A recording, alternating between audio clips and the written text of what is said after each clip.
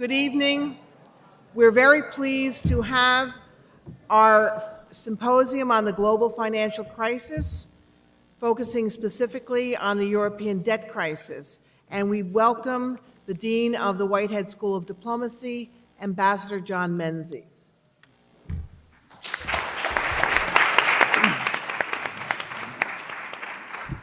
You might wait till I've finished here because it's not good news particularly.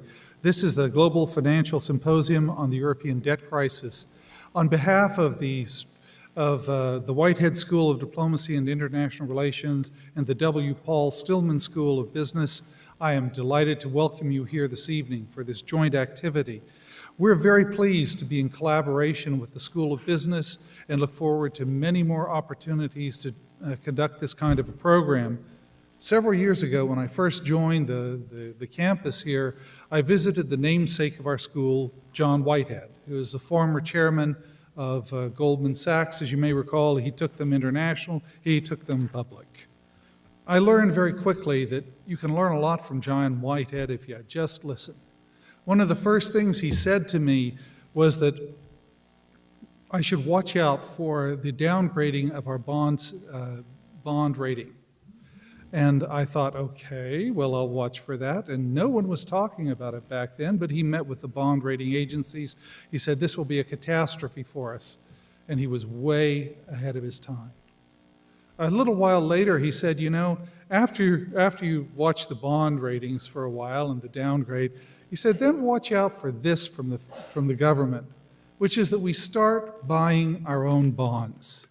He said, this is the beginning of hyperinflation. And you have to watch for that. We print the money so that we can buy the bonds that we launch that no one else wants to buy. He said that's the way to hyperinflation. That's the shortcut. And so he was saying that way before anyone else was saying it, and no one's saying it now, that that's the first step toward hyperinflation. On Monday, I met with John Whitehead again for some cheery news. And I asked him, well, what do you think about the Eurozone?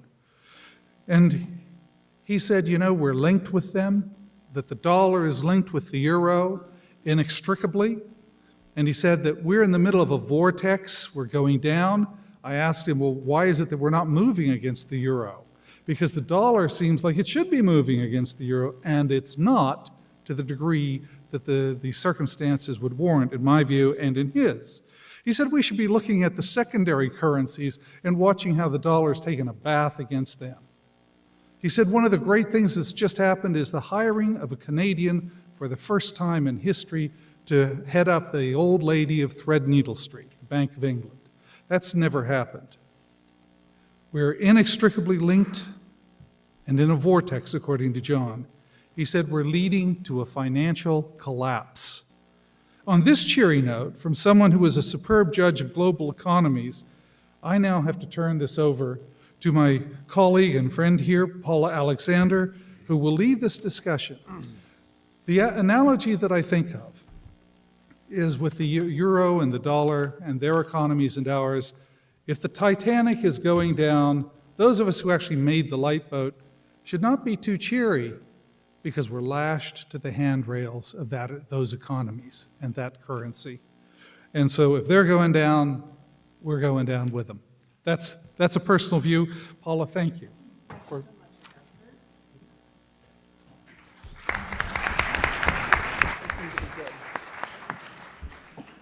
So we're very pleased that we're able to have this symposium. We have had 4 symposiums on the European financial crisis since 2008, and we're very pleased to be continuing this. And the most current topic seems to be, and on the recommendation of Professor Rothbard in particular, we decided to focus on the European debt crisis.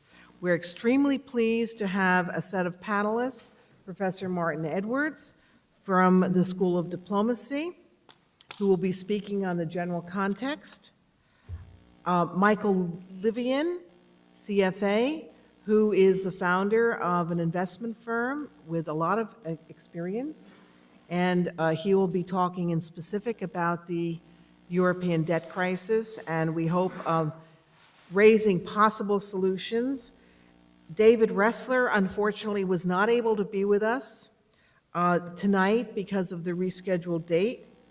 He was the managing director and chief economist at Nomura Securities, and he is now retired.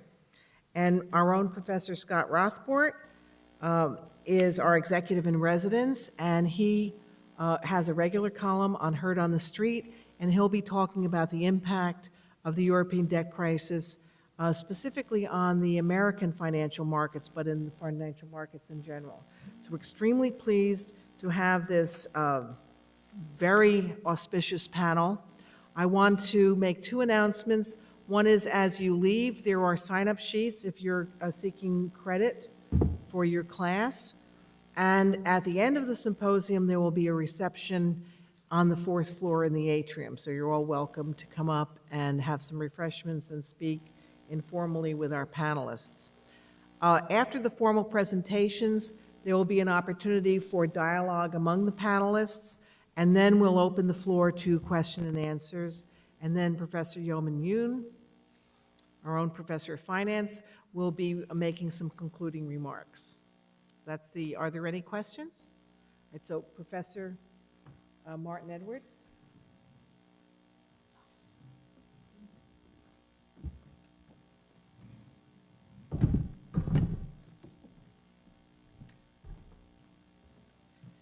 Thank you, Dr. Alexander. Good evening. How are we? That's it? That's all? Come on. I'm swell. How are we doing? All right. Better. Okay, good. So obviously I have an exceptionally Byzantine and complicated PowerPoint presentation, which is sort of loading. This is who I am. All right, so let's see here. So let's get started. Okay, so I want to lead off with just some prefatory background notes. Obviously, analytically, we have to remember that we're talking about two distinct institutions when we're talking about the EU and the euro. They're not identical. There are 17 economies that are in this common currency zone, and there are 27 countries that are in the European Union. Okay? So what that means in practice then is that integration is moving at different speeds across the continent. Some countries are obviously so tightly integrated they now have a common currency, and others have sort of a common trade area, but they do not share that currency. What that means then for us is it's clear that this crisis has implications not only just across the continent, but for the rest of the world. It doesn't really matter if you're in the common currency zone, in the Eurozone, or in both, or even outside of all of those things. So, briefly, and Dr. Rothbard will talk about this in a little more detail, why do we care? A couple of reasons. The EU is the world's largest economy, so we have to be concerned about what's going on, obviously, in the world's largest economy.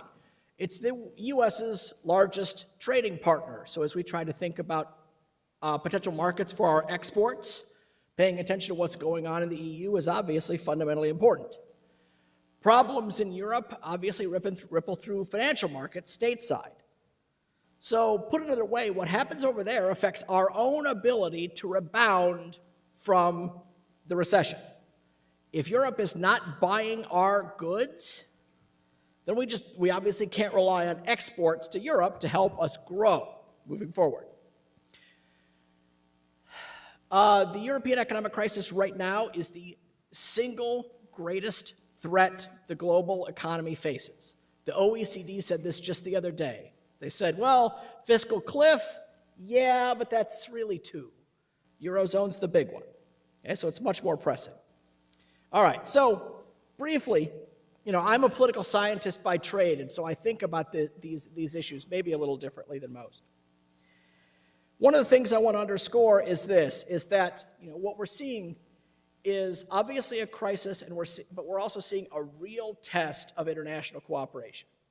International cooperation is much like a marriage. And the real test of a marriage isn't when times are good, isn't when things are going well, isn't when the issues that you confront are easy. It's when things are hard. Okay? And unfortunately, that's what we're seeing right now in the Eurozone, is that obviously times are very hard. And what we've learned is that the political consensus that underpinned the creation of the Eurozone in the first place has by and large unraveled. Okay? So, in case you're following along with my Byzantine PowerPoint, let's look at point 2. How did this whole mess start? In a sense, the Eurozone was never asked to confront the sorts of problems that it's having to deal with right now.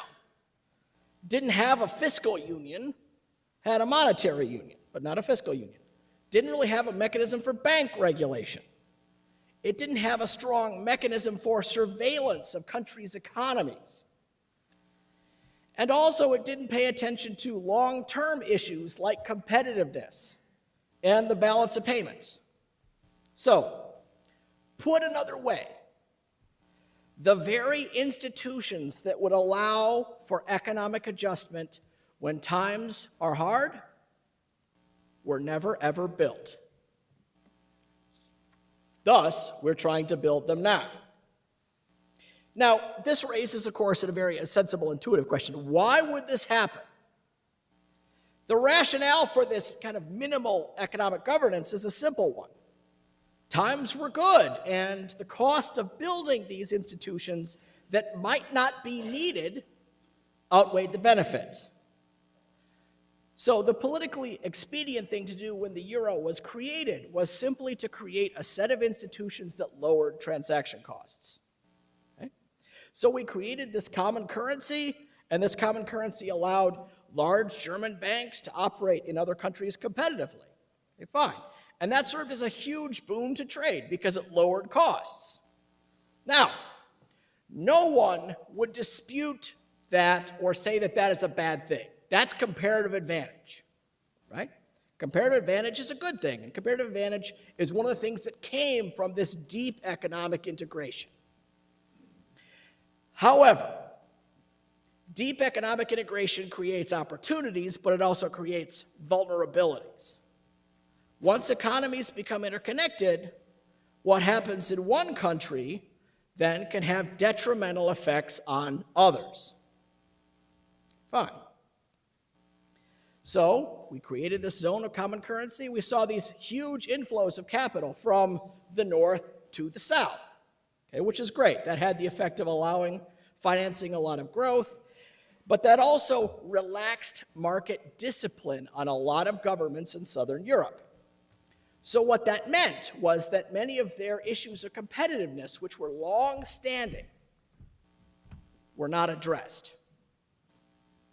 So what we've learned from this crisis is that concurrently, what needs to happen with an economic integration is the development of governance structures that will solve potential problems when they emerge. Okay?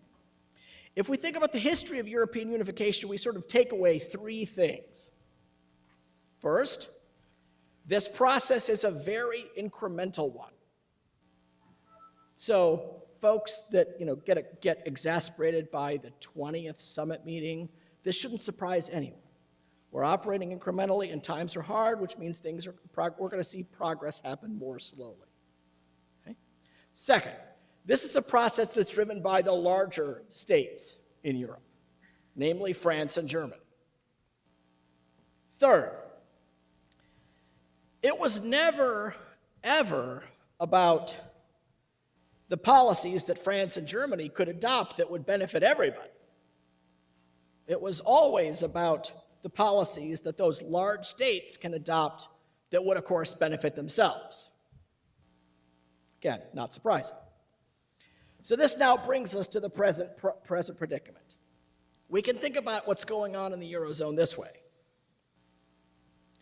Imagine a house on fire. Okay? What the European leaders are trying to do is assemble the fire engine. But of course, it's a little more complicated. They disagree on what parts go where and who should actually work the hardest to actively get the fire engine built.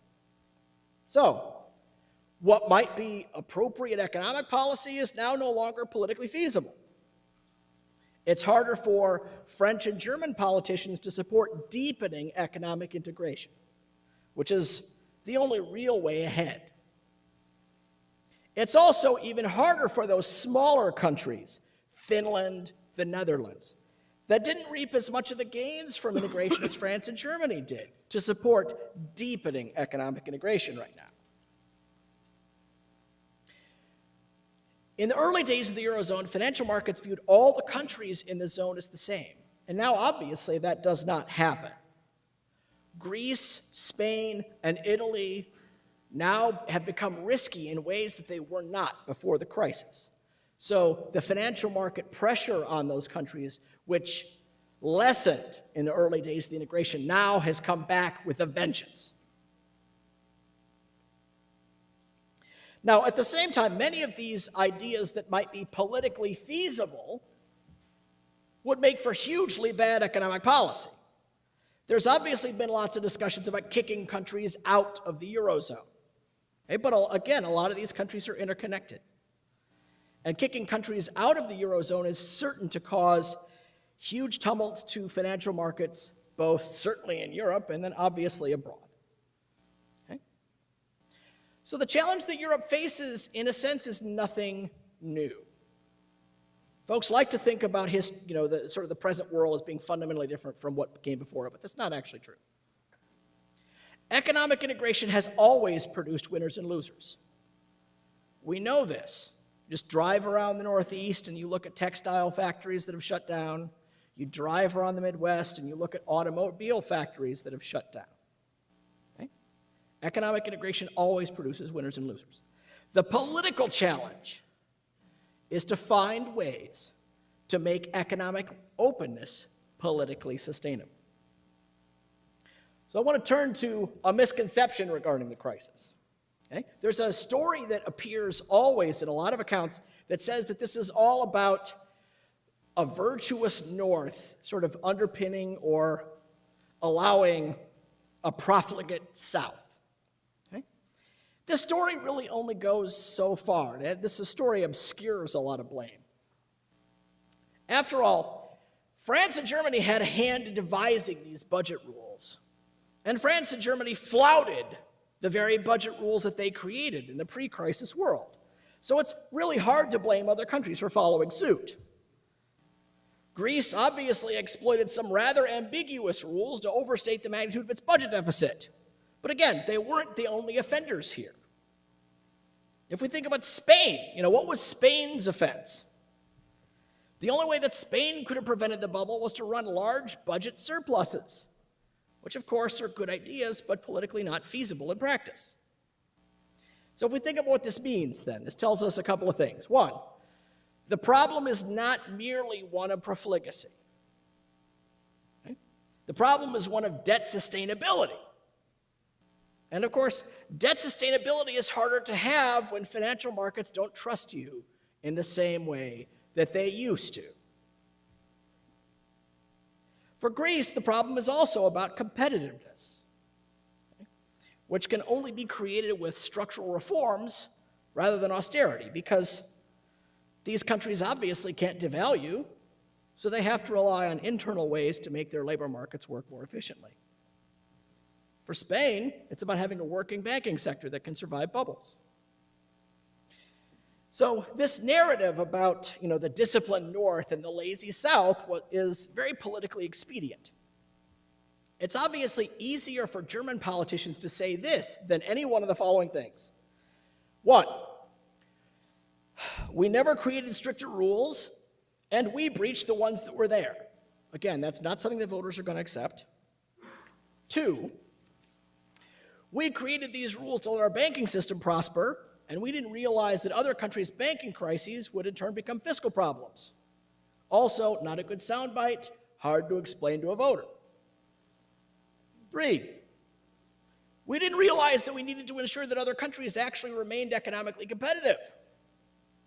Okay, no one wants to admit failure. That's obviously not going to happen. And of course, the last one, we're actually making money in the form of lending to these countries, which no one wants to really talk about. I mean, this rhetoric about the, sort of the disciplined North and the lazy South allows these politicians to justify being tough.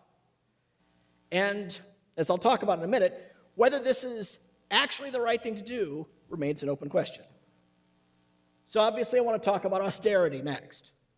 Okay? Let me be clear about this at the outset. Once one loses one's virtue, it's obviously not readily regained. And so insisting on fiscal reforms in Greece and Italy and in Portugal is in some sense essential to justify lending money right now. Fine. But this raises an important question. This raises the question of how hard we push and how tight the conditions are. And it's very easy to make the case that in Greece that we're pushing actually too hard. Let's think about some numbers. It's a country with 25% unemployment. Now let me break that down because, of course, most of this audience is slightly younger than myself, but not by much. That was kind of funny, wasn't it? Okay, thank you. Youth unemployment is greater than 50%. How many of you are graduating this year? So imagine walking across the stage and thinking, there's my buddy Stan. Only one of us is going to have a job. Sorry, Stan. Might push him off the stage or something, right? So youth unemployment is greater than 50%. The Greek economy has, of course, shrunk considerably as a result of this crisis. It's now greater than 20% smaller than it used to be in 2008. Now, the optimal response to a downturn like this is, of course, a Keynesian one, but that obviously cannot happen. Greece can't really adjust its monetary policy because it has a common currency, of course.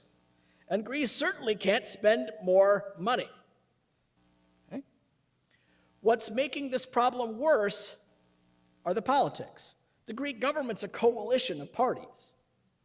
And so that, of course, makes it harder to actually carry something out because you have to get other people to sign off to do anything. Okay? The present Greek government, of course, emerged as a result of 2 elections that were held back to back. Now just pause for a second. Imagine if we had an election in the US, and then in a couple of months later, we needed another one. Most of us were pretty much exhausted by the last one, right? We'd all move to Canada. Okay? So this is obviously, this tells you a great deal about the political viability of the current Greek government. Austerity is never politically popular. And this, of course, isn't anything new. Every single developing country that's ever had a loan with the IMF has had to deal with this. But what the Greek situation tells us is that austerity coupled with political instability is a volatile mix. I want to close with one last thought on this point about Greece. There was once a European country that was forced to endure hyperinflation to service its foreign debt. And of course, in their desperation, citizens turned to a very different leader who had very different ideas about how to make their country great. And of course, this begat the Second World War. Now, let me be clear, I am not saying that Greece is going to invade France. Okay? That's not a bold prediction. But do me a favor. Take out your phone and Google 2 words.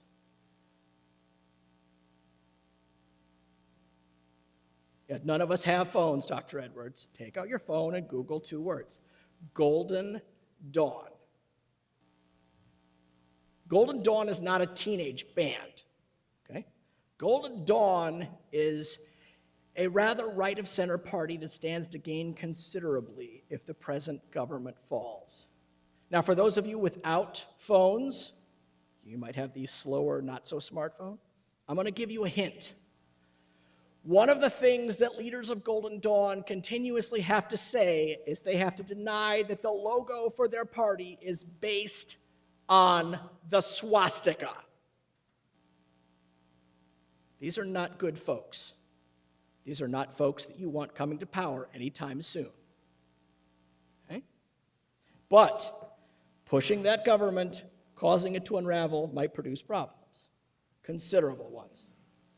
So obviously then I want to sort of wind down. I want to talk about some potential problems then moving forward. With Greece, last night we were announced a deal that allows for the next installment of aid. Okay, fine. Now, this deal was in some sense it sort of was a good thing. It allows Greece to get this installment, but it poses some problems moving forward. Among them being this issue about how hard are we pushing on fiscal targets. Okay? One of the stipulations of the documents that were released the other night was a target for Greece's primary budget surplus. Okay? That target is 4.5% of GDP from 2014 to 2016. Greece has to hit that number. Now, two things should be apparent to you. One, we know that governments probably have a very hard time creating a surplus because, of course, politicians want to spend it. But, by way of comparison, Germany, the country that's the embodiment of fiscal rectitude, has only come close to that level of GDP once in the last 20 years. And we're expecting Greece to continue to hit that mark given its political constraints.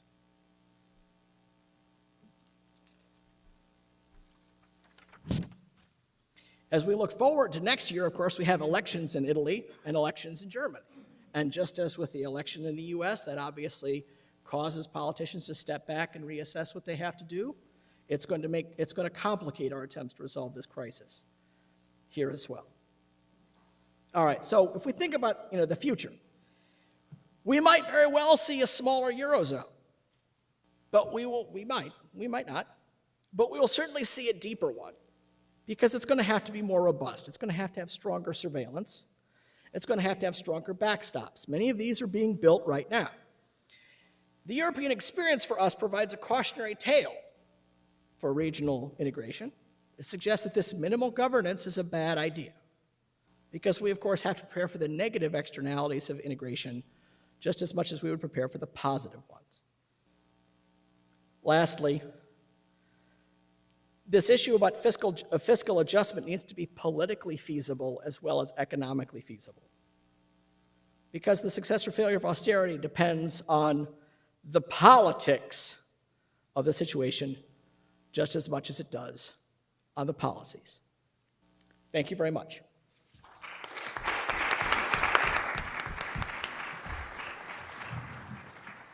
Now, what we're doing is, as you listen to the speakers and you have questions, there are people who can distribute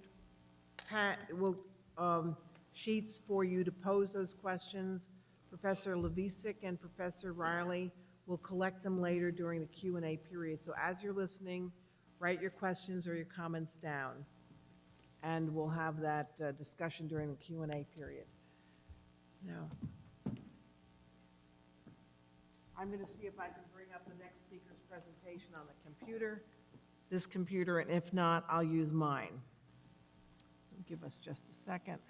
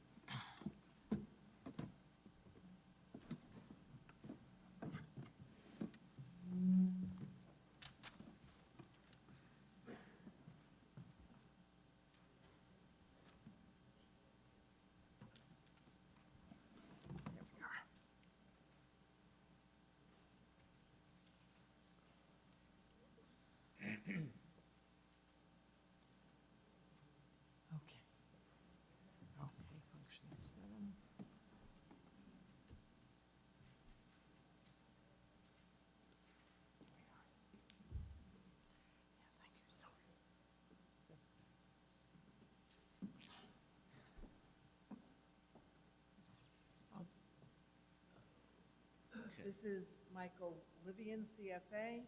We're very pleased that he's going to be speaking with us about some of the financial options at the very least. Not Okay, solutions. let's see if I can get the slideshow here.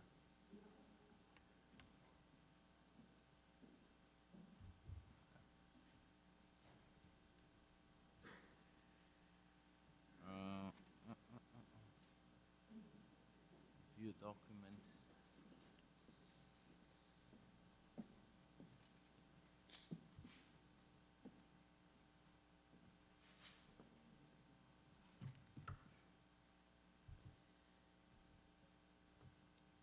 How do we do a slideshow here? It's not on the, F5. let's see.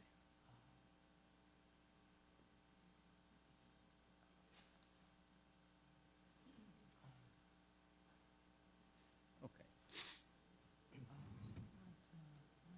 Should be view.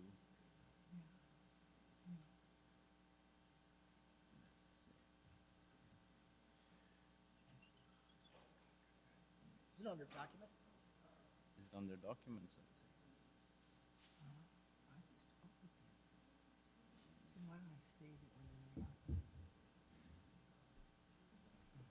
It's okay. I'll save it. Let me save it and then open it. Slideshow. So, as we get prepared, good evening, everybody. Thank you for being here. And I'll start with the question, going by raising your hands. Who has actually been in Europe out of the audience here? Yes.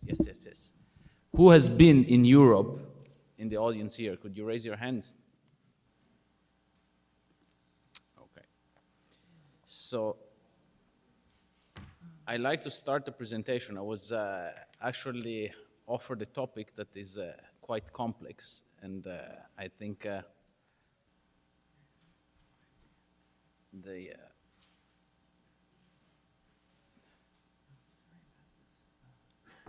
it's okay.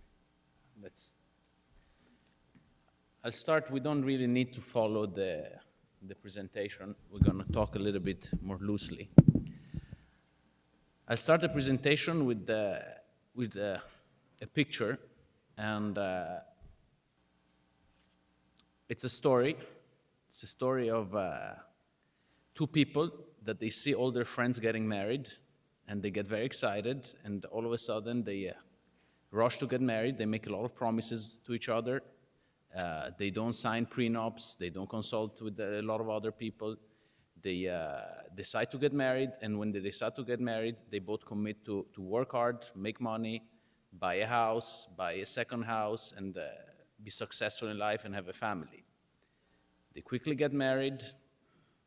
They go buy a house, borrow some money, and then it turns out that one partner works very hard, and the other partner spends a lot of the time at the beach relaxing, and they continue to borrow more, and they buy a second house, and they lend money to other people, and everything goes very well because the prices of the house are going up, and the party that is working doesn't really know that the second party is not generating any income. Then all of a sudden, the value of the houses start to go down. The bank knocks at the door and realizes that there's only one income-producing person in the family. And at that point, they have to decide. They don't like each other anymore that much. They may think of splitting up, but then what happens to the house and what happens to the loan? And it's tons of problems. And they decide that they have to live together and try to figure things out. And the person that is working has to work harder, and the person that is not working has to start to work. This is essentially, I would say, the story of Europe today. So I think that before understanding how we finance the European crisis, it is good to actually frame the problem. And okay, let's try at least to fit it into the page. So, as it was already discussed, the single currency is one side of the problem. The debt is another side of the problem, but essentially the problems are fundamentally economic problems. And if Europe wants to get out of the current situation, they will have to handle the economic problems. And all of the situation in Europe, all the problems are exacerbated by what is going on worldwide. It is, what happened in Europe was kind of an offshoot of the financial crisis that started in the US. And globally, as you may well know, the majority of the developed countries, the United States, the European Union, Japan, for the past 20, 30 years, they've been accumulating debts. The banks have been increasing their leverage, the consumers, the companies, and the governments. And the governments in the past few years after the crisis have actually taken over a lot of the private sector debt. And this worked very well until the value of the assets were going up. When the prices of the houses were going up, stock market was going up, everybody was happy. But when assets started to go down and there was not enough income to service this debt, the crisis erupted. And so we are globally, at least in the developed world, going through this deleveraging phase. It took about 20 to 30 years to build up. Interest rates came down, and a lot of people started borrowing money, and now we're going the other way. Basically, interest rates are still low, artificially low, but the leverage has to come down, has to become sustainable. So to try to address the issues in Europe in the global context of deleveraging makes it even more complicated. So the last aspect of the problems in Europe is kind of telling between what is liquidity problems and what is solvency problems. Liquidity problems are like with the company. Short term, they do not have enough cash, they don't sell enough, they cannot pay all their suppliers and their employees. They need to find some money to short term keep on going. Solvency problems are longer term problems. Is this debt sustainable? Is there enough growth to support this debt and these economies? So we will break this down into two portions. So there are three ways that leverage can come down in a financial system. I mean, there's not a lot of ways, especially in, let's say, today in Europe. You may have fiscal transfers, meaning that whoever has the money can actually give it to whoever doesn't have it. Germany can lend it to Greece. This is the first way. There is a second way, which is through monetary transfers. And this is, you don't have the money, we'll have somebody print that and give it to you. That is, over time, highly inflationary. That is, we'll come back to this. This is what has been going on in the United States.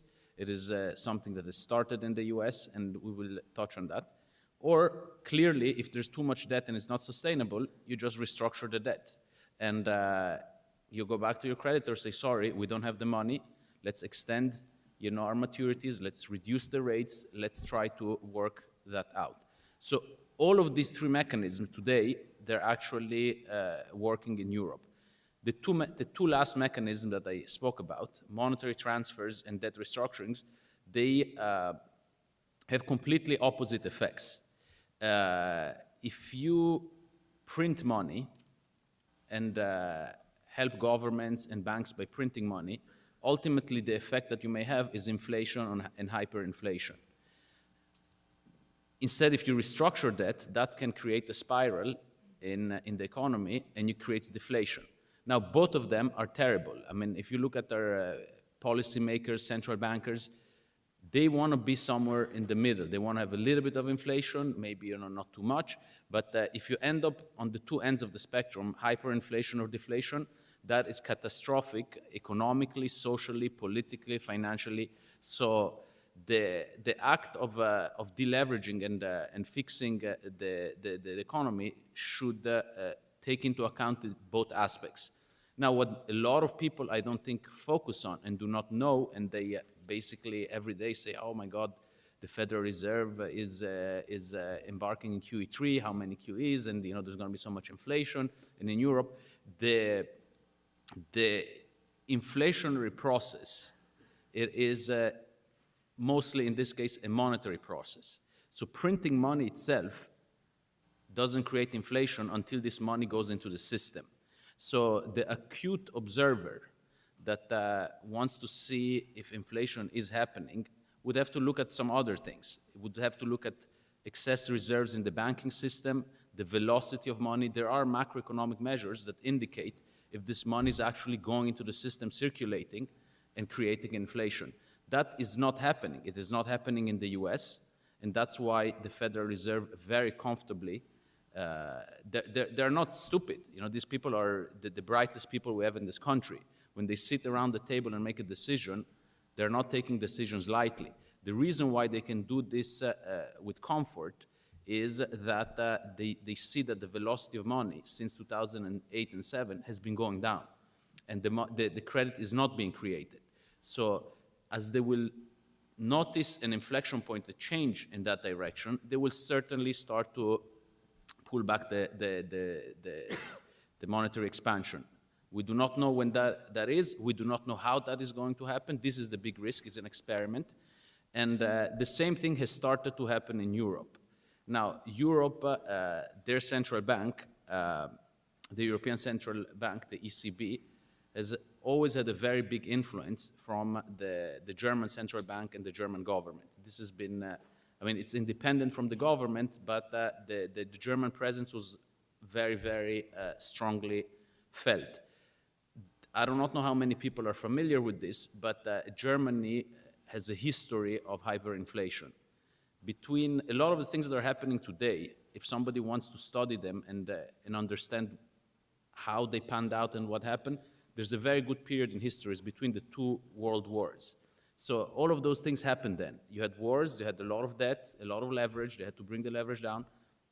In some instances, they printed money. In some instances, they embark on austerity. So if you go and look at those cases, you can kind of get a little bit the sense of how things are progressing today. So Germany, between the two wars, they had a lot of debts, and actually they monetized their debt. They started printing money to help the governments that they had shortfalls. That translated into hyperinflation. There was a lot of unemployment, and the hyperinflation and the unemployment, according to the German, translated into the Nazi catastrophe.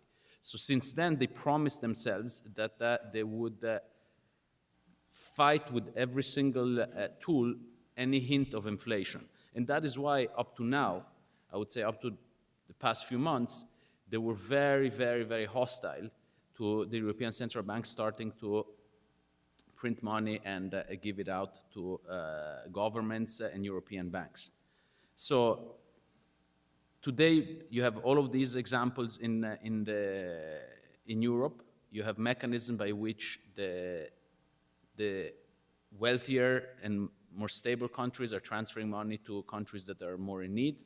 You have the European Central Bank that is lending to governments, buying their bonds more than lending to governments, and helping the European banking system. And you have one episode of debt restructuring. Now, one thing that is, I would say, of interest is that this restructuring, this austerity in Greece, is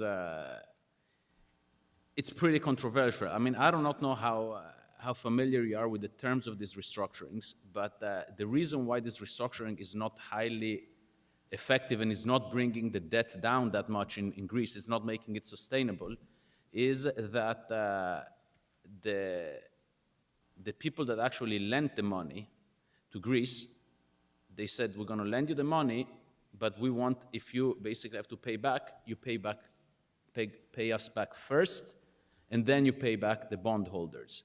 So it's they divided, actually they lent all this money to Greece, and they divided what is the official sector involvement, which is the European Central Bank, the European Union, the IMF. My understanding is the IMF is even more senior than and they say, the public money that we've given you to help you out, if anything happens, we take that money first.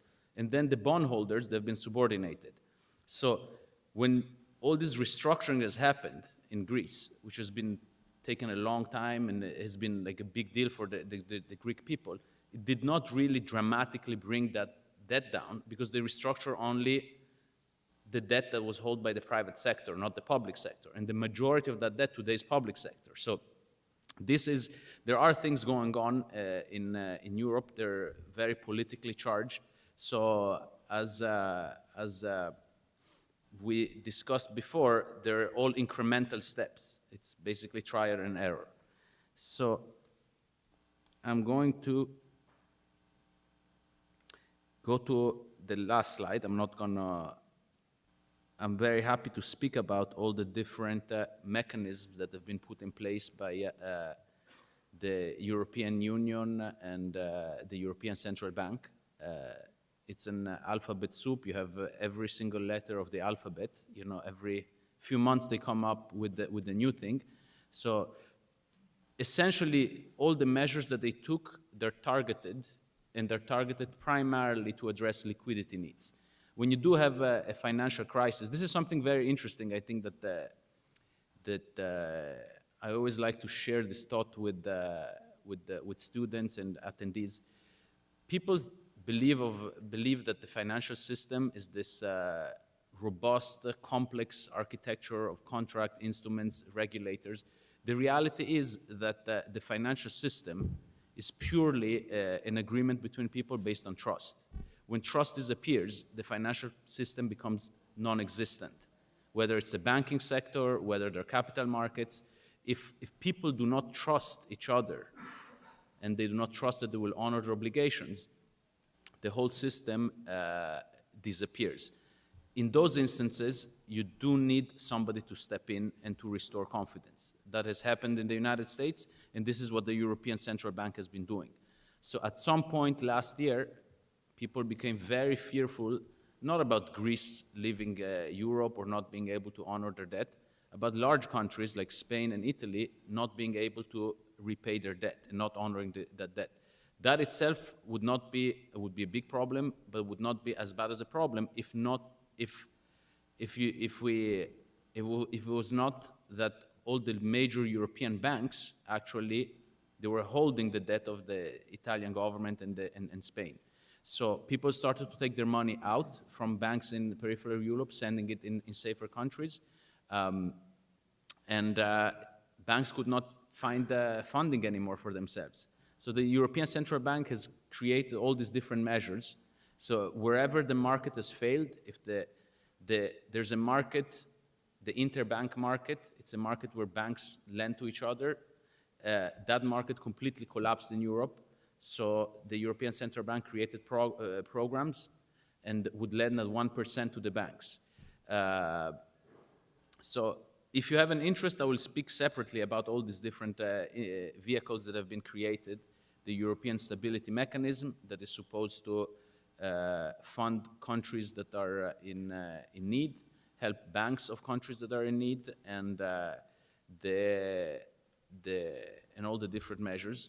The last measure is really what changed the situation in Europe. Up to the summer, the financial crisis in Europe was building up, and it was continuously going into loops. Every time it would get worse and worse and worse. And ultimately, the only thing that could have been done to restore confidence would be for the central bank to step in and say, I will participate in an unlimited way to protect the countries. So don't be scared that, if you have money with the bank in Italy, Monte dei Paschi, or in Greece, they're going to go bankrupt. And if you go to their government to collect your money, they're going to be bankrupt. I'm going to take care of it. I'm the European Central Bank. I'm the lender of last resort. I'm going to print enough money to make sure that the system. And as soon as that happened, it's just a matter of perception and credibility. As soon as this mechanism has been put in place and announced to the market, if you notice, the market responded incredibly well. The yields on the bonds in Italy, Spain, Portugal, Greece, they came down significantly, and the yields on those bonds where people seek refuge, such as Germany, Finland, Austria, they started to go up. And this is really what the intention was. And nobody has used the money, this unlimited power of the ECB. It was just a matter of communicating that to the market participants. So, in conclusion, it seems to me that the short-term liquidity problems, they have been addressed. They have been addressed on a case-by-case basis, but pretty broadly. I mean, the response has been pretty good, and so for the near term, the situation is all right. Now, not everything is all right, because as we started this conversation, we said that you have economic problems, you have solvency problems. These problems will come back, they're going to resurface. They have not disappeared, they have not been addressed. And the big problem is that the politicians, when they are under pressure from the markets and they perceive there's panic and there's a crisis, they take steps. When they feel that the sense of panic is receding, they actually sit back and do not take big proactive decisions. So I'm going to conclude by listing the problems that remain open, in my opinion, and then we can have a discussion on what the future looks like. But the first issue, and it's going to be discussed next week, one of the things that Europe needs is to have a central system to supervise the bank. And that has actually been agreed by the Europeans. They put the European Central Bank in charge, although now they're discussing how much power they should have and how much they can do. Then the Europeans need something similar to the FDIC in the United States. They want to make sure that if they put their money, their savings in a bank in Spain, if the bank goes bankrupt, somebody is going to make them whole with the money and give the money back. So they need to have a mechanism to guarantee the deposits all over Europe, similar, and they're working on that, and next week is going to be discussed. And then they need a resolution mechanism, very similar again to the FDIC. So if a bank is not solvent and cannot stand on its own leg, they need to have a mechanism to fold that bank into a procedure and entities that would be able to take the assets, strip the assets, make sure that the depositors are repaid, and make sure that all the transactions are dealt with in an orderly fashion and one down. So this is it's an ongoing discussion. They've agreed on general principles. Now they seem that they're backtracking again on some principles. Next week they're going to have another meeting. So this is essential for the overall health and sustainability of the European system. Second aspect is the fiscal union. If you want your wife and husband to both work, you need to have somebody that keeps them accountable. Otherwise, the one person is still going to go to the beach and the other person is going to work. So until they don't have a centralized government with parameters and enforcement of common agreements, the situation is still going to remain very shaky. Now, to me, this third point is the wild card. This is what may actually make or break the European Union, and may determine the exit of some countries. Today, Europe is suffering. The people of Europe are suffering. There's enormous pressure. There's a sense of desperation, especially in peripheral Europe. If you do speak to friends in Spain, in Italy, in Greece, especially in the youth, there's a sense of more than depression, of people are giving up. They don't have hope anymore. And at the same time, if you go to Germany, people are tired. They say, you know what, or you go to Finland, say, why do we have to work? And what do we have to pay? Why do we need to have our taxes increase? Why do we need to have inflation? Why should we pay for this? This is what I call austerity and bailout fatigue. This is bearable for a few months, few years, but if it stays too long and it becomes too pervasive, it is going to cause, and I'm not a political scientist, so But it is going to create big political backslashes. You know, in Greece, next year you have elections in Italy. I mean, you have, I actually lived a good part of my life in Italy myself. And to my great surprise, there is a very funny comedian. He is basically trying to become the prime minister. And he wants to, in his agenda, he wants to have a referendum on the euro. And all these sort of things, they sound a little bit like science fiction today, but if this situation continues, you may see big political changes in Europe. And that is something that may derail completely this process of integration and fiscal union and banking union. And ultimately, I think that the level of debt in Europe is too high. It is unsustainable. Buying time is a good thing, but there have to be some changes. So to reduce the debt, there are essentially two ways. Either they grow faster, or they have to restructure the debt and or leave the euro. So, and today we don't have any signs of pro-growth policies. I think there is this idea that if you increase taxes and you tax the wealthy people and you cut spending and you're more disciplined in the way you do things, automatically you're going to have a budget that is going to shift to surplus and your debt is going to go down. What this argument fails to understand is that by aggressively increasing taxes and cutting on spending, you actually create economic contraction. And this economic contraction, if the market doesn't believe you, and if interest rates stay high enough, this economic contraction is actually going to continue to increase your debt. It's not going to solve your problems. So there is a rule of thumb. You want medium long term for nominal interest rates to at least grow at the same level of your nominal growth rate of the economy in order to be able to bring down your debt. So if Italy today it's an outlier. The economy is contracting at 2%, but suppose that they grow in the past decade, I think they grew like 0.3%, 0.5%. It's a very, very low rate.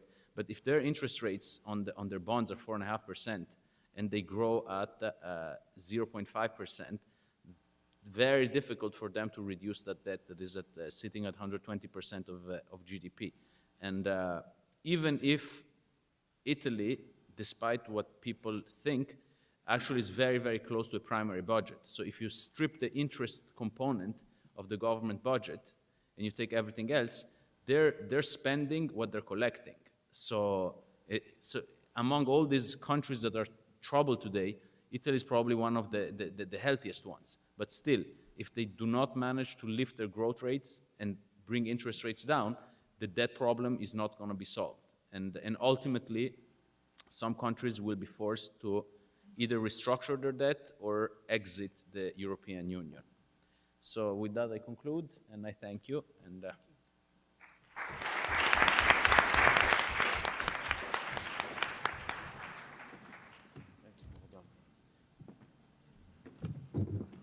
Want me to attach the slides?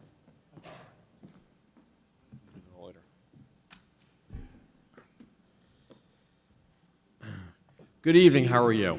Is that too loud? Not good? This is the 5th year in which Professor Alexander has held this symposium. I have participated on panels of 4 of those years, and one year we went to a multimedia format. So to some extent, I guess I'm the continuity here for all the years. And we really started this off during the 2008-2009 United States financial crisis. And for a few years, we went ahead and we actually saw how that crisis was progressing and then what the United States did in order to extricate itself from that crisis, inactivating things such as TARP and fiscal and monetary stimuli along the way. And let me start off by saying that the U.S. crisis, U.S. financial crisis and the European financial crisis are only similar, I think, in 2 very naive ways. One is that they are both called financial crises. And two, everyone seems to blame the banks for all the problems. Well, the two crises are far, far different, and I'll talk about that in a few minutes. But I want to first, maybe the academic in me wants to first start off by talking a little bit about the economic history of Europe. I think we need to understand the economic history to know where we've come and where we are at right now. And when you think about the economic history of Europe, it really started off in a form of feudal self-sufficiency. Right? Europe was really a band of feudal lords. Some of them may have called themselves princes. And essentially, they had people working their land. They were able to develop the land, yield food, yield crops, yield livestock, and then trade amongst each other in order to survive. Well, that was good only for so long. Well, a few hundred years so long, I guess. And then we went to a period of what I call sovereign transformation. And what happened was, all of a sudden, countries began to appear. And these countries had one similar thread throughout the individual country. And that was a crown, it was a military, it was a coin, and it was a language. So each country was based upon their own combination of a crown, coin, language, and military. And this again went on for hundreds of years. And then all of a sudden, far, far away, an experiment began to go on. This experiment was called the United States of America. The United States of America was a place in which we would see immigrants come from all over the world. Right? Everyone took refuge here. We took your refuse from the rest of the world. And we developed here what is still, in many people's estimations, an economic experiment. And while this was going on, Europe was faced with its own problems, economic and social. And the early part of the 20th century was based on, or the economy there was based on two wars which took place. The war that ended all wars, which was World War I, and World War II. And make no mistakes about it, these were started because of economic conditions and also because of the hatred between many of these nations that had sprung up over the few centuries prior to these wars. And guess what? Over those few centuries, they fought with each other, they raped and pillaged, they killed, all right? But it wasn't until all of a sudden, the beginning of the 20th century, that it manifested itself in a very large conflagration. And then we tried to fix Europe after that first conflagration, and it was only worse. And someone mentioned before, all of a sudden, someone by the name of Hitler appeared in Germany, and he was supposed to be the savior, but he really wasn't. He was the devil in a prophet's uniform. And so what happened was we went next to a post-World War period where we had a military reformation which took place within Europe. And out of that sprung two types of economies for the most part. Right? One was totalitarian communism, and the other one was democratic socialism. And yes, there may have been some exceptions. The United Kingdom, sometimes it was socialist, sometimes it wasn't. It was democratic. Right? But for the most part, that's what Europe was all about for the better part of 50 years. And we found out that totalitarian communism was a failure. And once those totalitarian communist countries were stripped, we realized that behind it was nothing more than some other deep economic problems, which Europe felt it had to fix up. And so what happened was we entered into a new period in the 1990s, all right, which I'm going to call cooperative dysfunction, which many of you may refer to as the economic union or the euro. And this cooperative dysfunction for a while sounded like the latest, greatest, hottest piece of technology that we had in economics. But what we really learned is that it failed. It was either a failure in design or a failure in execution, or probably a bit of both, but it failed. And that failure is what we now have as being the financial crisis in the Eurozone. Now, why did it fail? There are probably many reasons why it failed, right? But let me get back to how I started. And let's talk about how the U.S. crisis differed from the European crisis.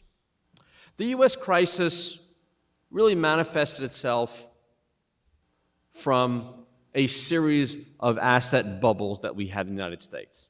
The first bubble was a technology bubble. Okay?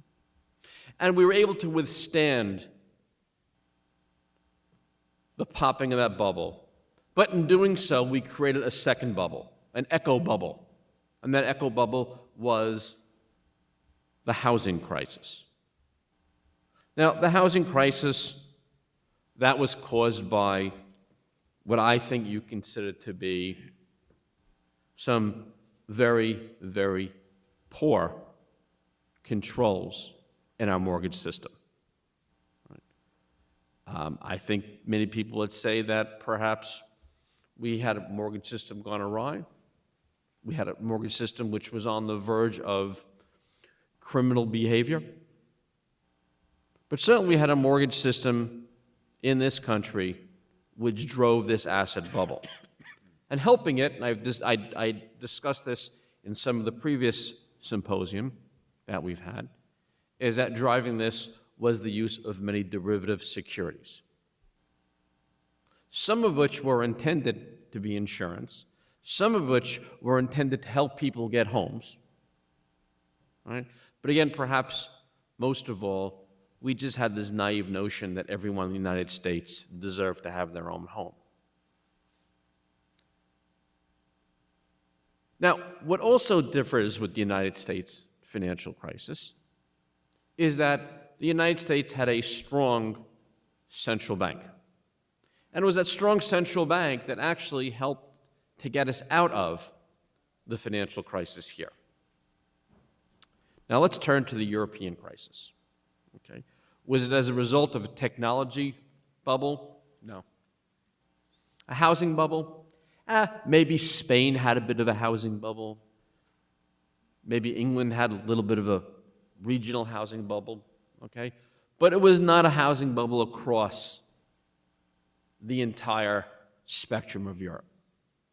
Now, the European crisis was far, far different. Okay? It had its roots in the democratic socialism. Okay? Remember that the Europeans' biggest fear when it comes to the economy was inflation. And the European Central Bank, up until last year, was raising interest rates in the middle of this crisis.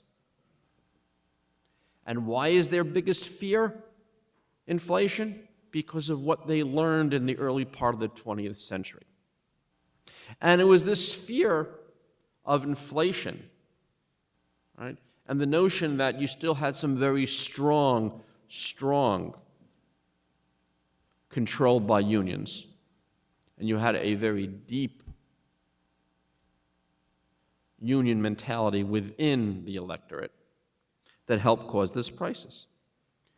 See, because what happened was governments were forced to spend money extensively, excessively, in order to feed the socialist economies that have been developed there out of World War II. So there is constant spending that's going on. We in the United States, to some extent, call this entitlements. Right? But when you look at Greece, the amount of people in Greece who are receiving retirement benefits and not even living in Greece is extensive. And the amount of people who are receiving retirement benefits throughout Europe at young ages is incredible. And the only way that these governments can satisfy, can feed that horse, okay, is through borrowing more and more and more money. At the same time, while this is going on, you had massive unemployment which took place, uncontrolled unemployment. And we're not talking about cyclical unemployment. There was huge secular unemployment that's taking place in Europe. And part of this reason is because Europe has an immigration problem, far beyond that with which we have in the United States. The United States, our biggest worry here is what do we do with undocumented workers and how do we get them on the tax rolls?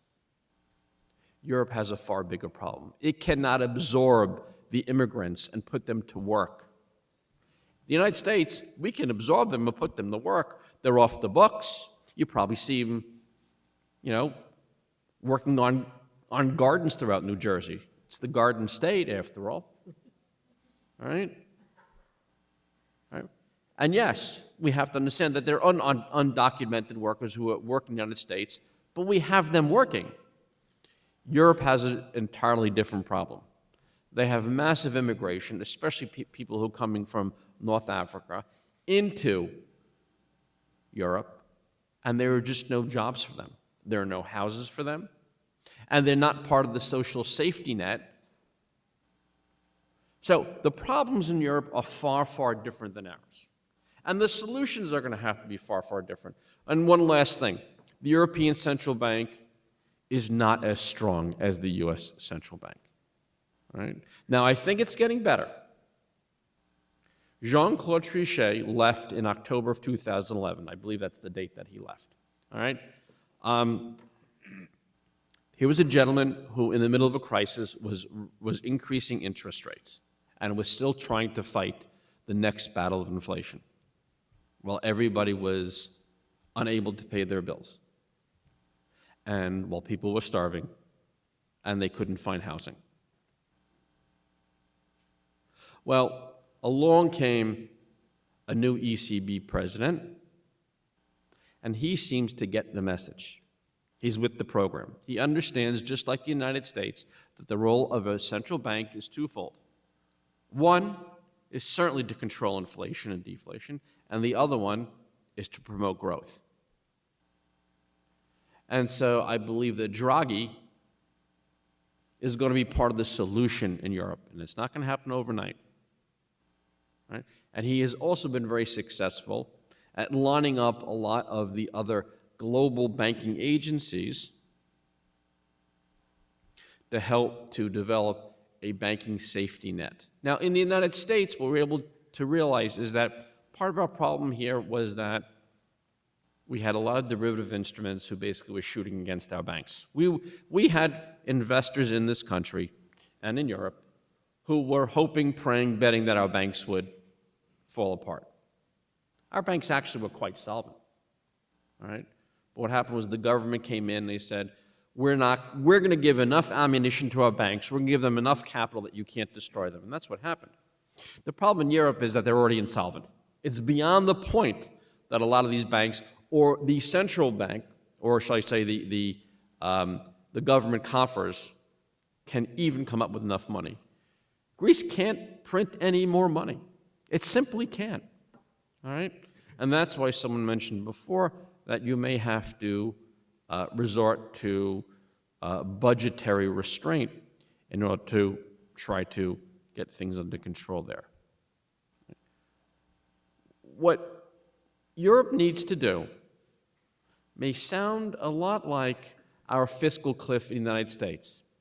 The fiscal cliff in the United States is like dealing with one superstorm Sandy.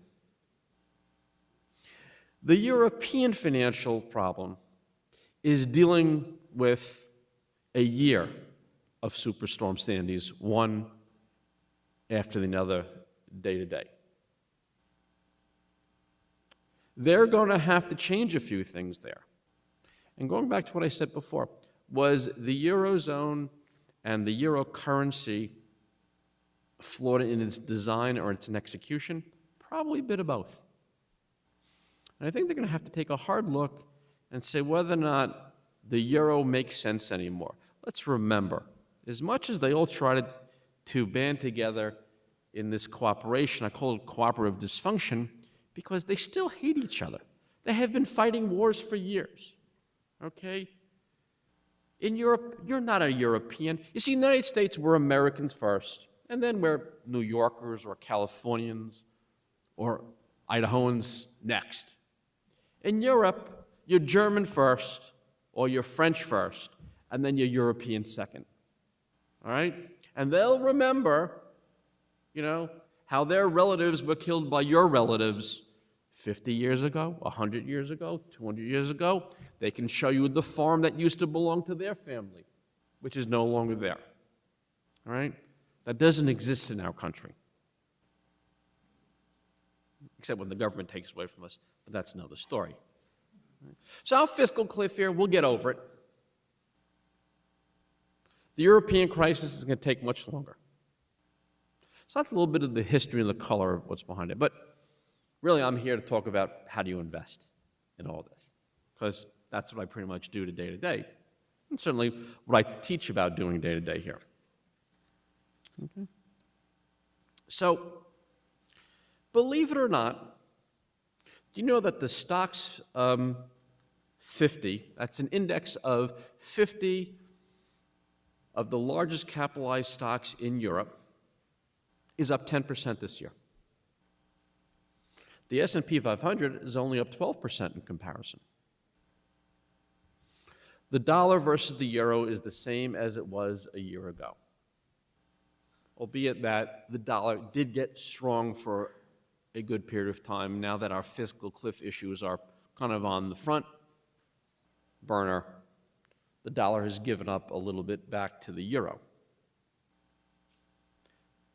So what do you do? How do you invest in this environment? Well, I'm talking to a bunch of American students, American investors, right? We all have to remember that for the most part, we invest in US dollars. So the first thing is I don't advocate any of you to go out there and stop becoming currency traders, because believe it or not, you are already currency traders. And if you don't believe that, then own McDonald's as I do. Okay? Because more than half of McDonald's business is conducted outside the United States. I'm already an international investor when I own McDonald's. As a matter of fact, the recent sales data showed me the weakness in Europe and the strength in the US dollar. It was a double whammy against me when I got that report. Doesn't mean I'm going to sell McDonald's. But I understand that I do have an international component. Now, I happen to think that perhaps, and maybe the Stocks 50 is telling us this, that the worst is over in Europe in terms of investing. You can probably begin to dip your toe in European-based investments. Right? But for the most part, here's what you should be doing. Right? I think, well, let's put it this way. Here's what you should have been doing, and this is what has saved you from the European crisis as an American investor. First of all, you want to stay with secular growth stories. And there are several secular growth stories out there. If you don't believe it, look at this. Probably one of the finest secular growth stories we've had in generations. And it's continuing. All right? Whether Europe is weak, no matter what happens to the dollar, all right, these wireless devices are growing. And now we're making them a little bit bigger. We're making what's called tablets. All right? Those are secular stories which to a great extent inoculated you from the problems in Europe as an investor. Right? There are also some cyclical growth stories. Healthcare is an example. Right? What you probably also want to do is you want to stay out of companies that have extensive international exposure. Right? And you could have stayed with companies that had pretty much domestic exposure, such as, I don't know, ESRX. Right? What does ESRX do? Well, that company is nothing more than just a pharmacy benefit manager. Right? They are a processor of prescriptions. Express Scripts is the company name, ESRX was the symbol. That was one way you could have avoided the problems in Europe. Another thing that you could have played on in terms of a cyclical growth story, believe it or not this year, and I have to admit, I missed this one, was housing. The housing market in the United States, right, has turned the corner. It's improving. Right? If you looked at the Case-Shiller index today, you've seen how a lot of the markets are improving. You're beginning to see how a lot of the companies that supply components for houses are also improving. So, while the specter of Europe's problems certainly will impact us, there are ways around it. We've already felt the impact of some of it here. Yeah, demand for some of our goods that we ship overseas have been hurt. And another thing that's also happened, and no one's mentioned yet, but I'll mention it now, is that China was in a period of slowdown. We went from 9% growth rates down to 6 to 7%. That's a lot. That's a lot of change. But China, when it did that, not only impacted the United States, but Europe. So Europe actually had a double dose of problems by the Far East being a bit, I would say, recalcitrant on its spending habits as well. Now, it appears that China is bottoming off of its soft landing. So we're seeing the United States beginning to pick up. We're seeing China beginning to pick up growth. Europe, hopefully, is going to get its act together, but that's going to be a long, drawn-out process. Right? They're going to be bouncing along the bottom there for a while. So I would stay, if possible, with companies that don't have extensive exposure to Europe. Right? If you have global exposure, spread it out around the world, not only the Far East and Europe, but let's not forget Latin America, which has had a bit of a rough time also the last few months or year. All right? And that seems to be bottoming out as well. Right? So there are opportunities here for investors. Right? The United States is getting better. We will get over the fiscal cliff. There will be an agreement. Okay? And worst comes to worst, if we go over the fiscal cliff, the impact in the United States will be fleeting and measurable. And then if that tough medicine is taken, then we'll probably come out of it much stronger. If we take the tough medicine up front through some sort of political agreement, then it'll be a little bit of medicine, and I think we'll also come out stronger. But at least we understand the problem that we're facing now. Right? There are still unknowns in Europe. So let me end there. Thank you very much.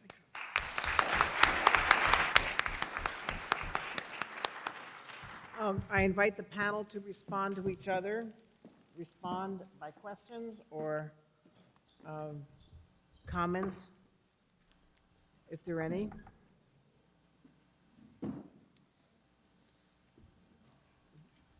Panelists, do you want to?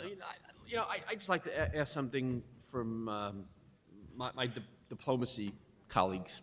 And the one thing that I didn't mention, but certainly is in the back of people's mind, is, hey, what's going on with the Arab Spring and the problems in Syria and the recent problems in Israel and Palestine? And how does this all kind of come to roost with the problems in Europe? Because, if anything, they're closer to Europe than anything else. How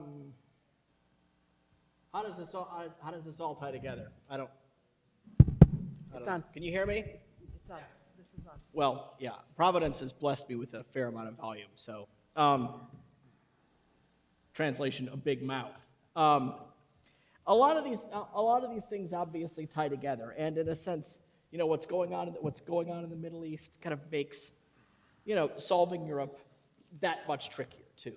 It's like it just sort of raises the question for us: where the hell is the growth coming from? Right? We have to look at China, and of course, China's slowing down. So, it's not like a conventional economic slump where we know that there's growth somewhere out there. We can count on someone to sort of pull the locomotive. There's not a whole lot of locomotives being pulled. Yeah, but you know what is interesting though? And I'm constantly reading, financial statements, annual reports, and quarterly reports, and listening to conference calls. Boy, the amount of capital that is being put into Africa itself by U.S. and European corporations is really tremendous, and I think that if some of these African nations can get themselves together in terms of politically and militarily, that may be a future source of growth. Are we there 2 years from now? Probably not. Are we there 10, 20 years from now? Potentially. I mean, it could become the next Latin America in many respects. Yeah, I mean, I think Africa, Africa's future is largely dependent on political stability, but when the Chinese are buying all sorts of everything in Africa, that suggests they're doing it for something, right? They're doing it for a reason. And also, Chinese FDI is a nice draw that governments would rather have Chinese FDI than U.S. aid, because U.S. aid has strings attached, right? And if you're a government that says, I might need to repress some dissidents in a couple of months, what's the last thing you're going to want? Strings. Right. So yeah, there's definitely, people talk about like the great game is competing for investments in Central Asia. The same sort of game right now is being played all over Africa. I have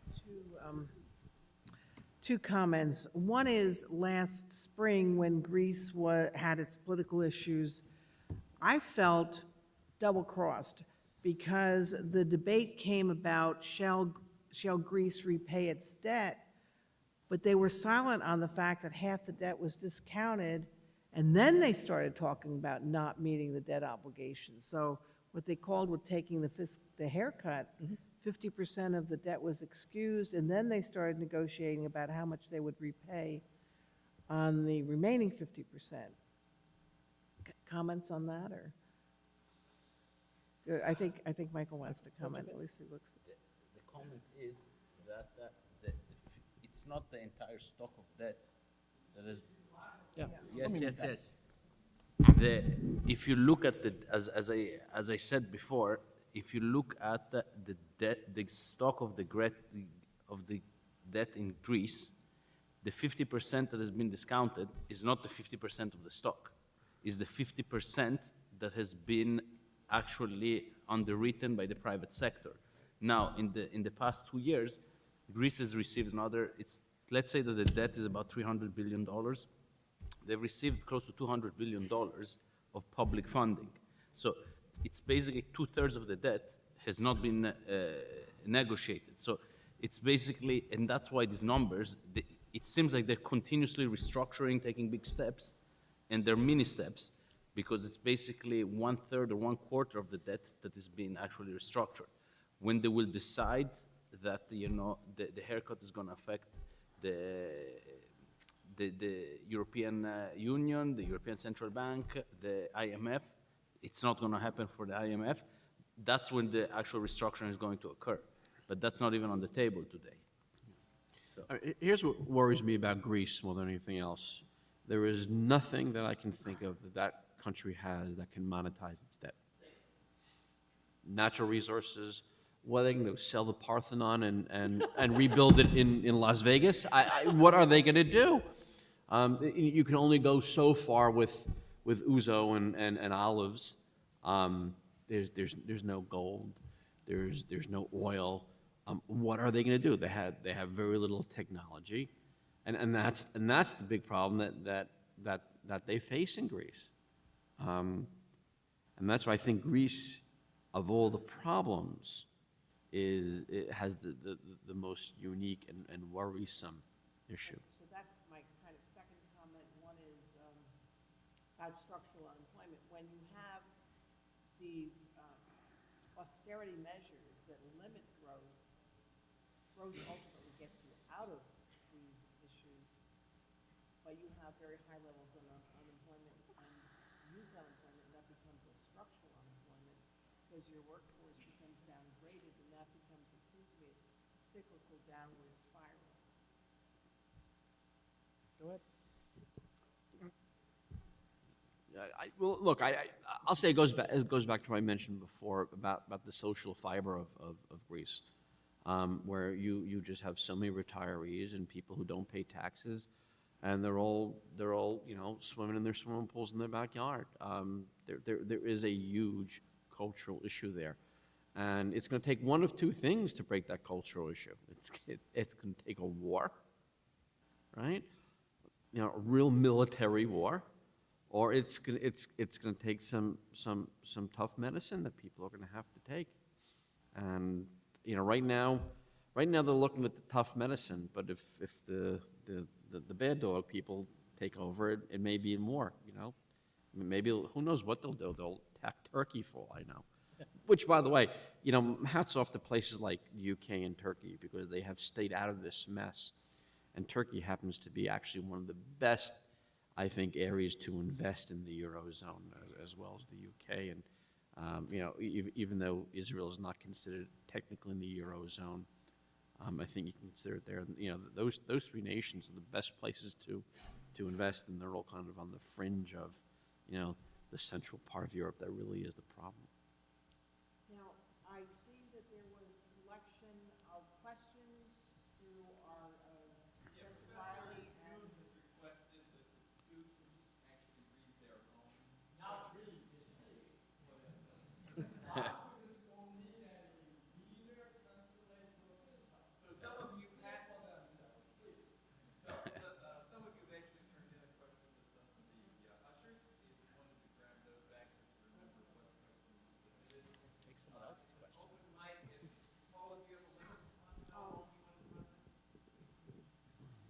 let's take about 10 minutes of questions, and then we have Professor Yoon who's going to give us a wrap-up.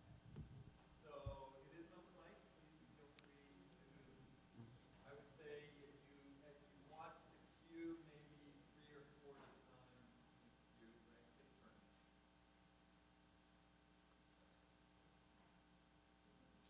It's on. You may want to, by the way, students may want to address themselves by their names. I know a lot of you, but these other gentlemen don't. Hi, my name is Erandi Trevino. I'm a senior diplomacy student, and this question is actually for Dr. Edwards. What suggestions can you give to ameliorate political repercussions resulting from necessary austerity measures? Back up a little bit. Yeah. From Sorry. Could I trouble you Back to up from the mic back a up, little bit, yeah. and then could you please restate? Because I heard a lot of mumbles. Oh, okay, sorry And about but I that. do know it's addressed to me, so Okay, can you hear me now? yeah. Okay, so you mentioned that a lot of austerity measures are actually necessary even though they will have a lot of political repercussions.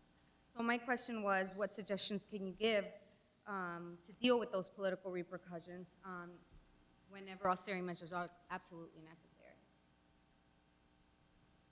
Do you want to take a couple? Or do you want to just? Is there a similar question, or shall we let this statement is going to represent that kind of question? I said, let's do it that way.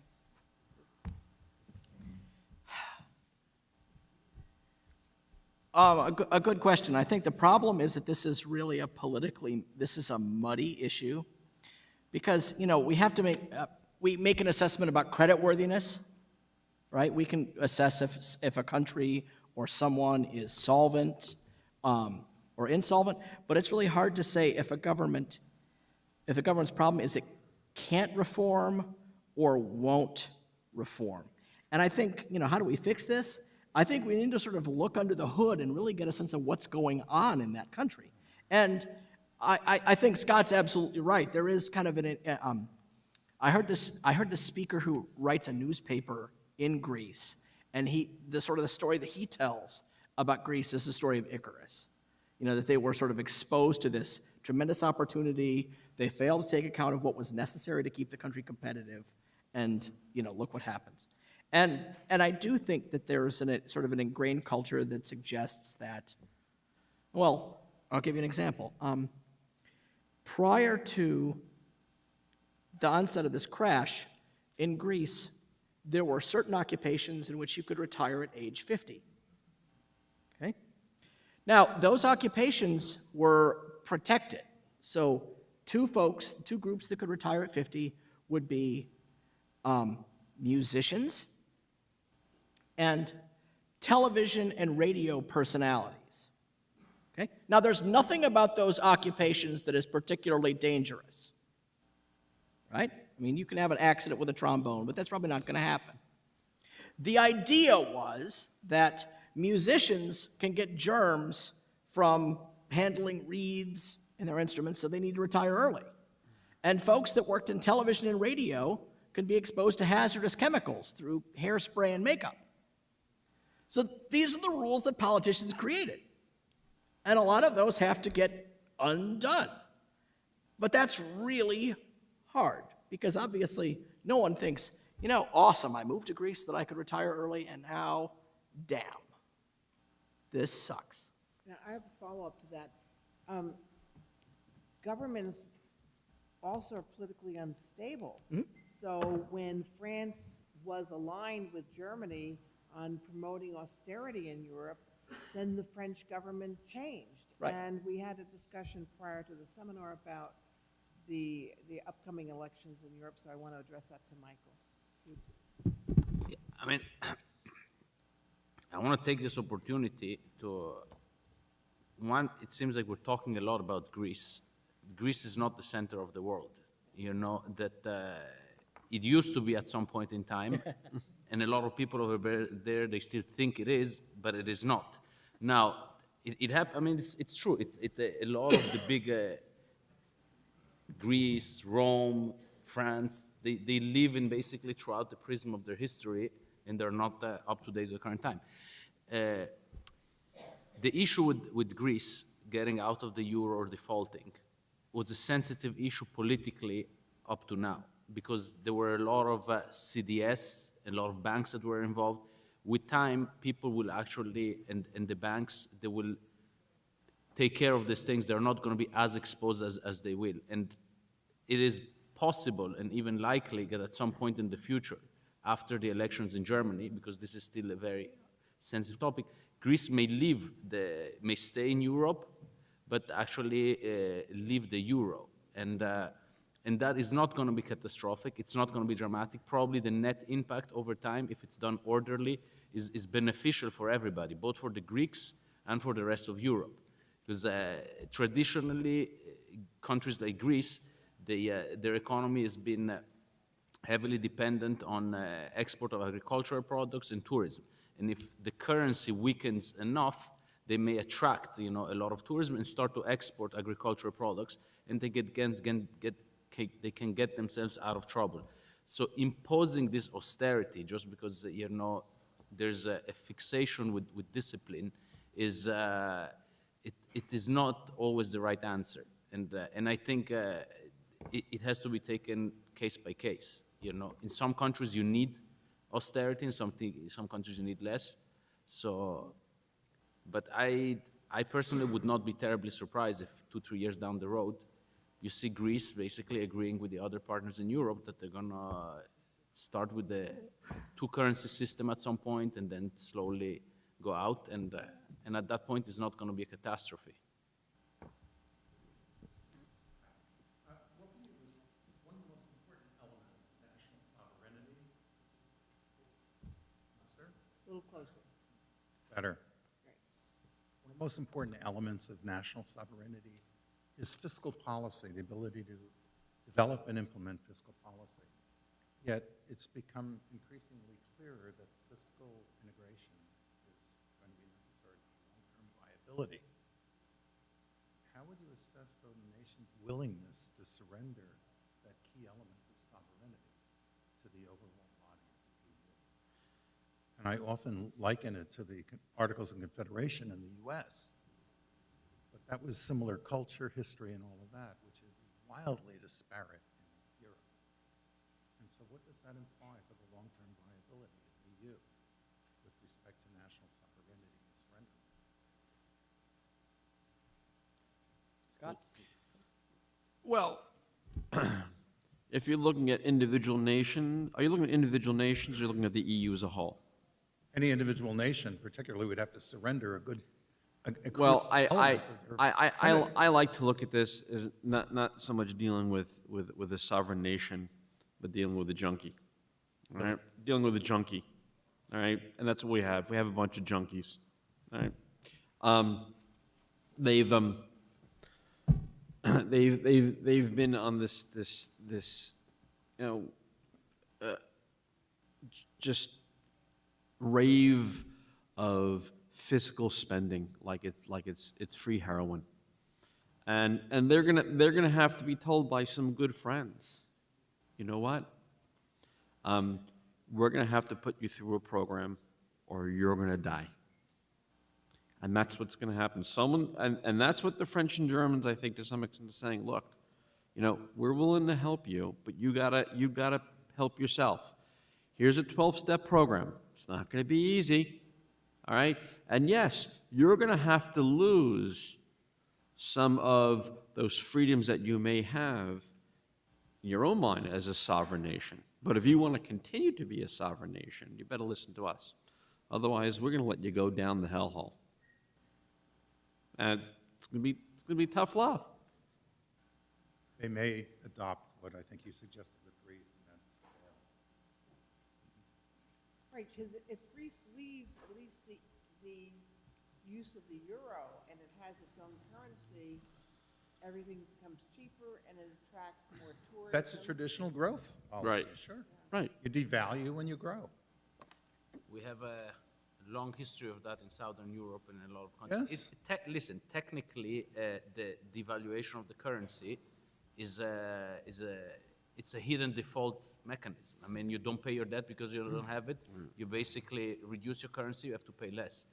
Now, I think to your question, no country will voluntarily subject themselves to some sort of fiscal agent, and the only way that can happen is if you're in a crisis.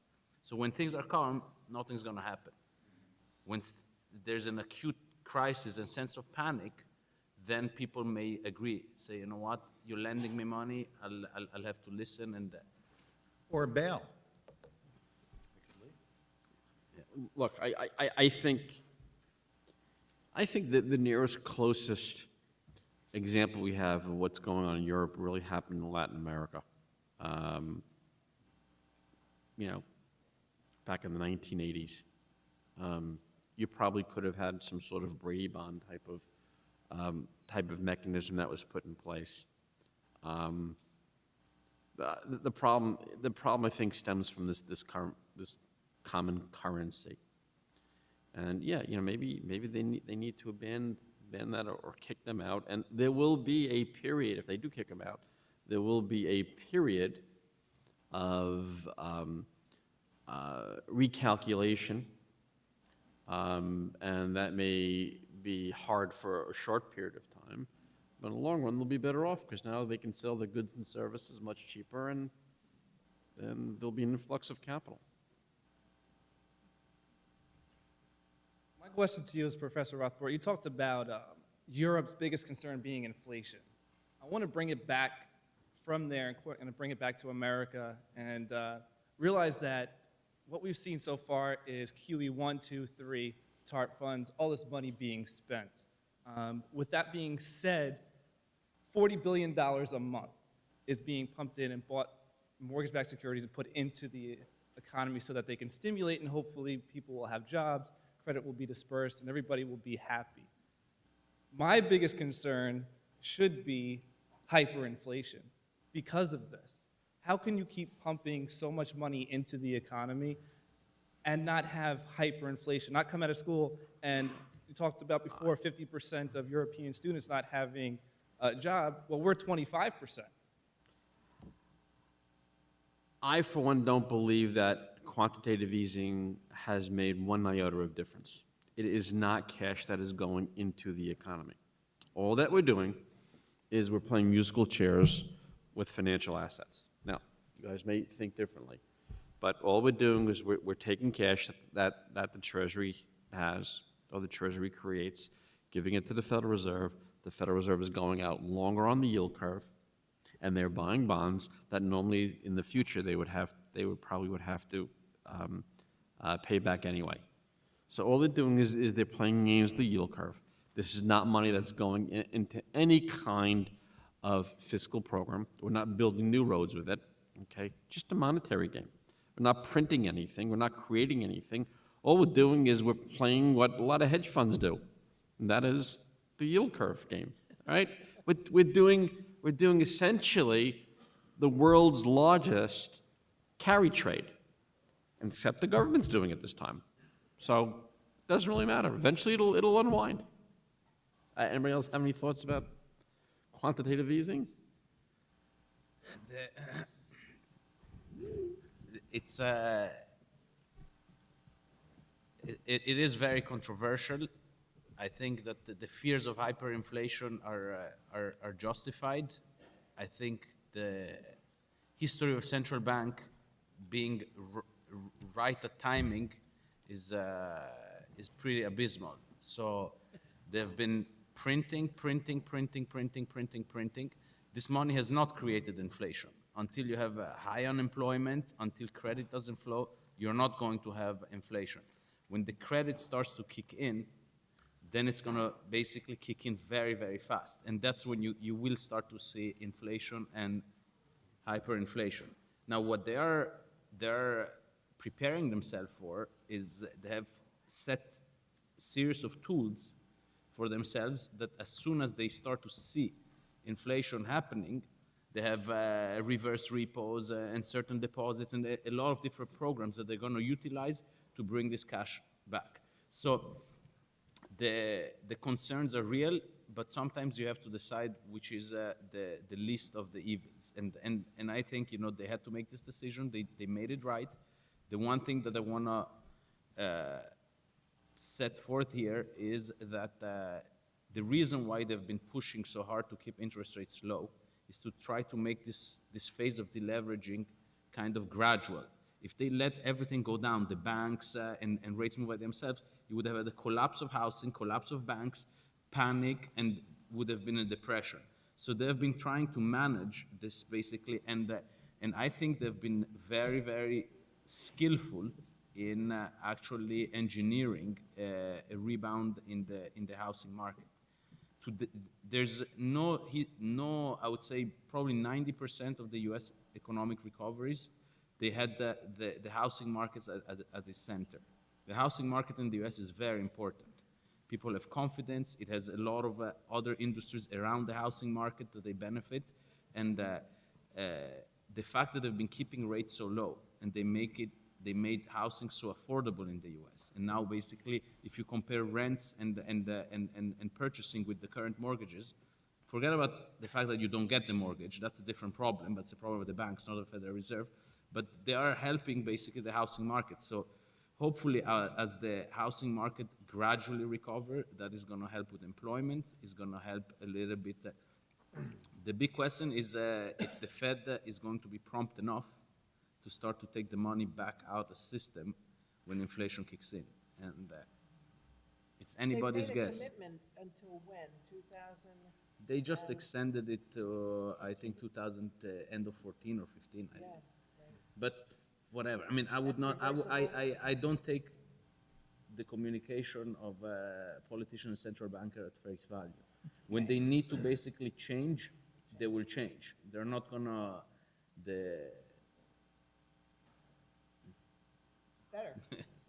Just one follow-up point, then we'll give it to Professor Yoon. But the risk was not of hyperinflation. We were actually had risk of deflation in this country. And that was the real risk. And that could be a lot nastier than hyperinflation. Professor, your parting remarks? No, I have one announcement to my students in money and banking and business, global business. Please sign this attendance sheet before you leave. Thank you. Now we'll start.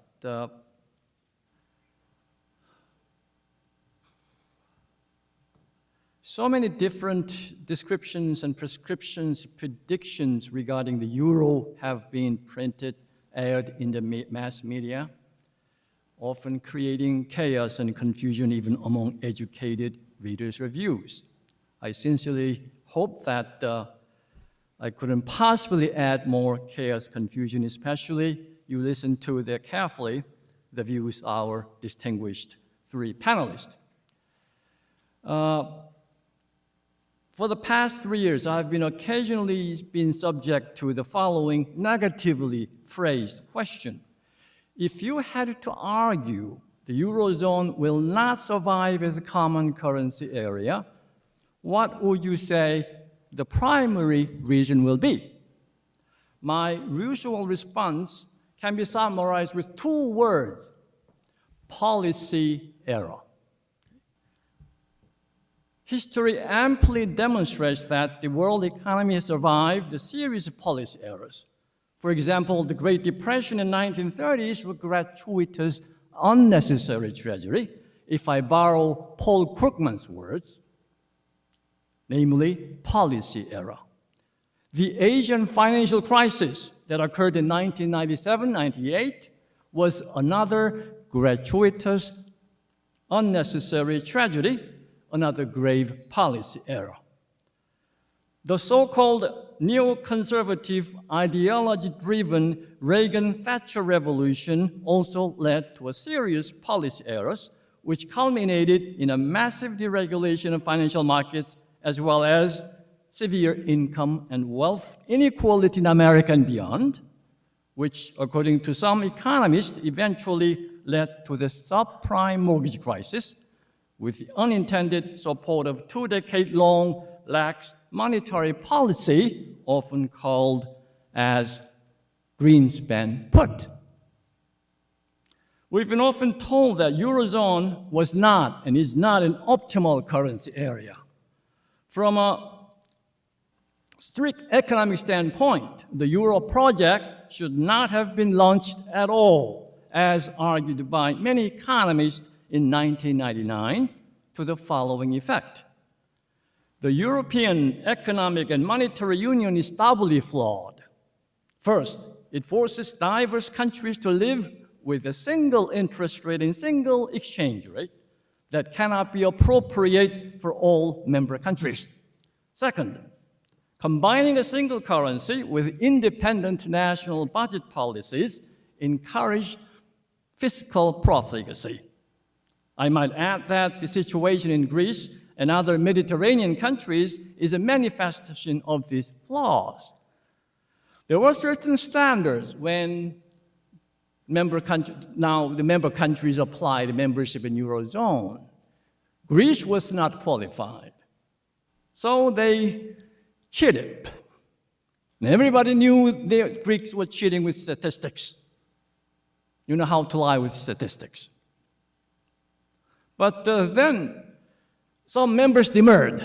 However, the then French president said, "We cannot reject the application from a country that produced Plato and Aristotle." Put metaphorically, European leaders put the economic cart, that is common currency, in front of the political horse, that is fiscal and political union. Surely the designers of Eurozone believed in the necessity of federal Europe, ultimately like the United States of America. They hoped a monetary union would lead to a fiscal and political union. Unfortunately, the subsequent leaders of the European Union kicked the can down the road year in, year out since the inception of the common currency. Let me hasten to add that the Euro project primarily was not an economic project, but a peace project. Please note that European Union has 4 goals. Number 1, peace. Number 2, prosperity. Number 3, democracy. Number 4, human rights. The Eurozone was established not because it is an optimal currency area, but because founders of Europe Union deemed adoption of a single currency a necessary cornerstone to perpetuate peace among European nations, which had undergone so many conflicts among them and massive human sufferings for so many years, centuries. And the economic weaknesses of Euro project are finally revealed now.